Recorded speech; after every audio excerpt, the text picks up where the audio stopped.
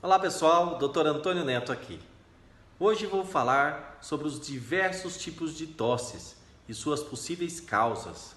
Em alguns casos, a tosse não quer dizer muita coisa, mas em outros pode ser sinal de alerta. Então vem comigo nessa história, vamos aprender um pouquinho sobre as tosses. A tosse é uma reação natural do sistema respiratório a um processo irritativo. Não se trata especificamente de uma doença, mas sim de um sintoma de outras doenças ou infecções, até mesmo podendo ser uma coisa normal, natural, né?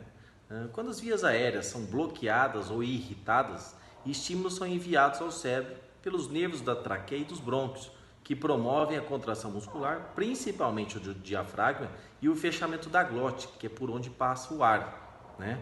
E aí, portanto, a tosse é fundamental para a remoção de substâncias indesejadas, os agentes infecciosos e corpos estranhos, né? Liberando a passagem de ar e facilitando a respiração, podendo a velocidade da tosse de expulsão chegar a 900 km por hora. A tosse ela pode ser classificada de acordo com a produção de muco e o tempo de duração, né? E além de existirem alguns outros tipos. Vamos lá, a tosse seca, que é a tosse irritativa, sem catarro. Ela trata de uma tosse que não produz secreção, né? E os sintomas normalmente são vontade constante de tossir e a sensação de irritação e secura na garganta. E além disso, costuma piorar durante a noite e persistir por várias semanas. A tosse produtiva, que é aquela com catarro. A tosse produtiva apresenta uma secreção produtiva, né? Especificamente para limpar as vias respiratórias. Geralmente ela está associada a um quadro de gripe ou resfriado, né? Mas também pode ser decorrente de um quadro de pneumonia, bronquite ou até mesmo asma. Muitas vezes a tosse com catarro ela pode vir acompanhada de um muco amarelo esverdeado, caracterizando uma tosse purulenta. Isso ocorre quando há uma infecção nas vias aéreas, né, nas vias respiratórias, e por isso deve-se procurar ajuda médica o mais rápido possível.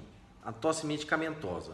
A tosse também pode ser efeito colateral de alguns medicamentos, né? Principalmente os inibidores das enzimas ECA, né? Que são aqueles medicamentos usados para pressão alta. Um exemplo muito clássico é o captopril, né? Uma boa maneira de chegar ao diagnóstico é observar quando o sintoma teve início, né? Nesse caso, geralmente após algumas semanas do início do tratamento com a medicação. A tosse alérgica. A tosse alérgica é causada por uma reação a alguma substância ou micro-organismo. É uma reação alérgica que acontece quando o sistema imunológico identifica como uma ameaça de maneira equivocada e o ataca, né? Qual é o exemplo disso? O amendoim, que não representa um risco para o corpo, mas algumas pessoas são extremamente alérgicos a ele. E aí o sistema imunológico, ao perceber o amendoim, acredita estar em perigo e reage. O resultado são as alergias, que nem sempre são tão intensas, podendo apresentar apenas alguns sintomas leves. Essas reações podem causar tosse, além de coceira incômoda na garganta. Tem também a tosse espasmódica, né? A tosse espasmódica é uma crise de tosse intensa, que ela pode impedir ou dificultar a respiração enquanto ocorre, né? Através de espasmos musculares repetitivos. Tem também a tosse paroxística, né? A palavra paroxística na medicina é usada no sentido de máxima intensidade, né? É o sintoma mais comum da coqueluche, né? E se apresenta como crises de tosse seca e muito severa, tá?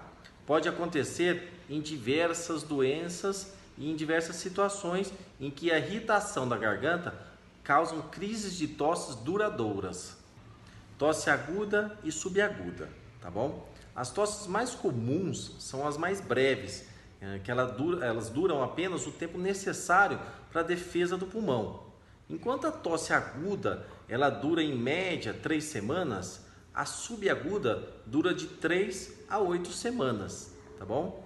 Existe também a tosse crônica, que ela é considerada crônica quando persiste por mais de 2 meses. Quando a tosse ocorre repetidamente e por um longo período, né? E aí o que acontece? As estruturas dos brônquios elas podem sofrer alterações. Nesse caso, né, é recomendável que você procure um médico o mais rápido possível, né? Porque costuma ser sintoma de uma doença oculta, né? Um exemplo mais comum é a tuberculose.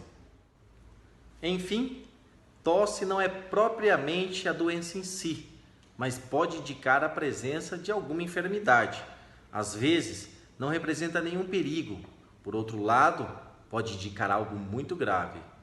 Se a tosse persistir, procure o seu médico. Fechado? Fiquem com Deus, paz e bem.